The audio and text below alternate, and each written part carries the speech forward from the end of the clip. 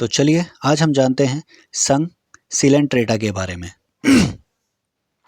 सबसे पहली बात, ये जो जंतु होते हैं वो मेटाजोआ के प्राथमिक सदस्य इनको माना जाता है। क्यों? क्योंकि इसमें ऊतक बनने की शुरुआती अवस्था स्टार्ट हो जाती है, यानी कि यहीं से जो ऊतक यानी कि टिश्यू होता है, टिश्यू का बनना स्टार्ट हो जाता है। लेकिन इनमें जो शारीरिक अंग होते हैं, अंगों का पूरी तरीके से अभाव होता है। मोस्टली आपको कहाँ मिलते हैं? जलवासी होते हैं और अधिकतर आपको समंदर में मिलते हैं, यानी कि खारे पानी में ये पाए जाते हैं, यानी कि खारे पानी में पाए जाते हैं।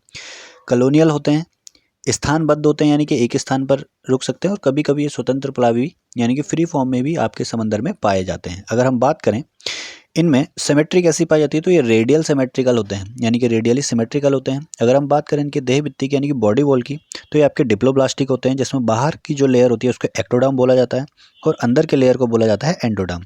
जबकि बात करें एक्टोडर्म और एंडोडर्म के बीच में एक लेयर पाई जाती है, यानी कि नॉन सेलुलर जिलेटिन की बनी एक लेयर होती है, जिसको क्या बोला जाता है? मेसोग्लिया बोला जाता है। क्या बोला जाता है? मेसोग्लिया। और ये जो मेसोग्लिया होती है एक प्रकार की कनेक्टिव टिश्यू की तरह इनकी बॉडी में काम करती है।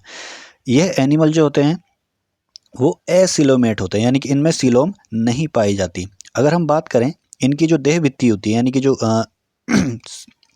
देह भित्ति होती है, गुहा होती है, उसे वैस्कुलर गुहा बोला जाता है, जिसका एक भाग आपका मुख में खुलता है। यानी कि वैस्कुलर गुहा में जो इनका मुख पर्जेंस होता है, इसी मुख के थ्रू ये खाने को ग्रहण करते हैं और इसी मुख के थ्रू ये खाने को शरीर से बाहर निकालते हैं।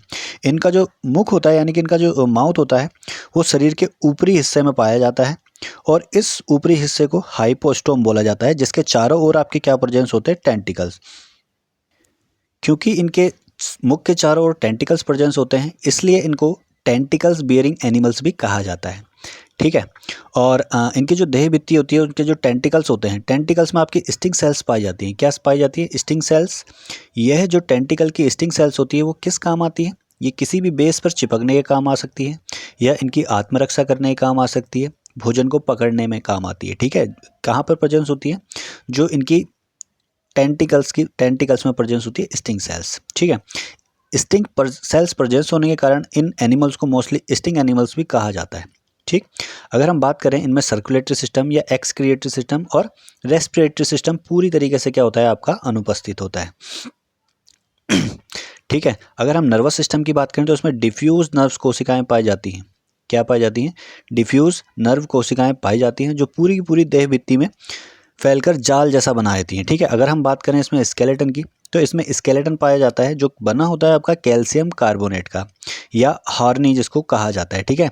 ये किस काम आता है? ये शरीर के बाहर और शरीर के भीतर दोनों तरीके से ही प्रेजेंस हो सकता है। अगर हम बात करें पाचन की, तो इसमें एक्स्ट्रासेलुलर व इंट्रासेलुलर दोनों ही तरीके का क्या होता है? पाचन क्रियाएं होती हैं। और एक और खास बात है इनकी, इनमें पॉलीमॉर्फिज्म पाए जाते हैं, यानी कि ये जो जंतु होते हैं वो क्या होते हैं? बहुरूप, अलग अलग फॉर्म में, अलग अलग रूप में पाए जाते हैं। इनमें एसेक्सुअल रिप्रोडक्शन पाया जाता है, जो कि किसके थ्रू होता है? बर्डिंग के थ्रू होता है। और जो इनके लार्वल स्टेज हैं, लार्वल में मोस्टली इनके क्या होते हैं? आपके प्लेन्यूला लार्वा और स्टीरोगैस्ट्रुला लार्वा इनमें प्रेजेंस होते हैं।